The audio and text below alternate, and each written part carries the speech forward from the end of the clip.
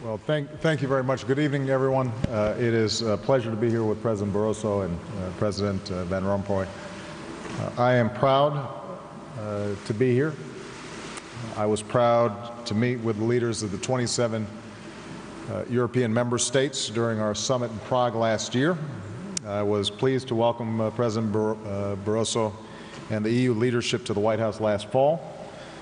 I have been pleased to work with both Herman and Jose at the G20 context, and today marks our first summit under the EU's Lisbon Treaty. It was also wonderful to meet Cathy Ashton, who's doing outstanding work. This summit was not as exciting as other summits because we basically agree on everything. But nevertheless, I value these meetings for a simple reason.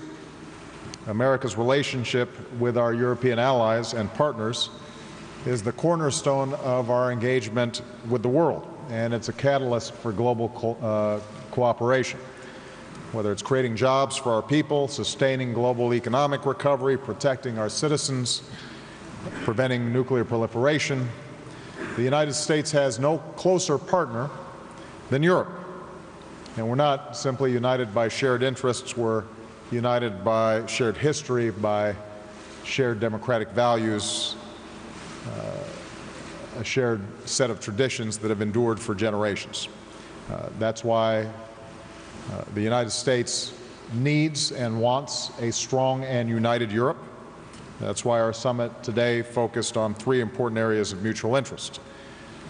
First, we agreed to take a series of steps to increase trade and investment, which already amounts to a $4.4 trillion relationship and supports millions of jobs on both sides of the Atlantic.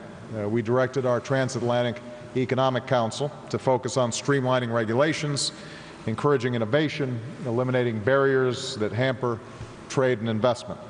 And building on the progress at the G20 summit in Seoul, we reaffirmed the need for currencies that are market-driven and for countries with large surpluses to boost domestic demand. Second, we reviewed our close security cooperation. We saw with the recent security alerts in Europe, as well as the plot that was disrupted to detonate explosives in cargo flights, that we have to work every day to keep our citizens safe, and we will continue to do so.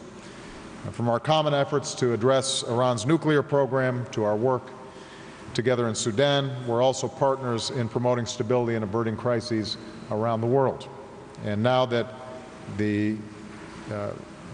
that NATO has agreed that the transition to Afghan responsibility will begin early next year, the EU's role as a major donor to Afghanistan and a trainer for police forces will only become more important. Finally, we're coordinating on a series of global issues. With regard to climate change, we directed our U.S.-EU Energy Council to find ways to bring clean energy technologies to market faster, and we're standing by our Copenhagen commitments to reduce emissions as we work towards Cancun.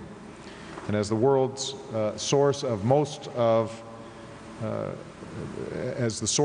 world's development assistance, we agreed to better coordinate our assistance and ensure a more effective division of labor to avoid duplication and inefficiency, as I've called for in our new development strategy. So, again, I want to thank President Barroso, President Van Rompuy for their strong leadership and their partnership.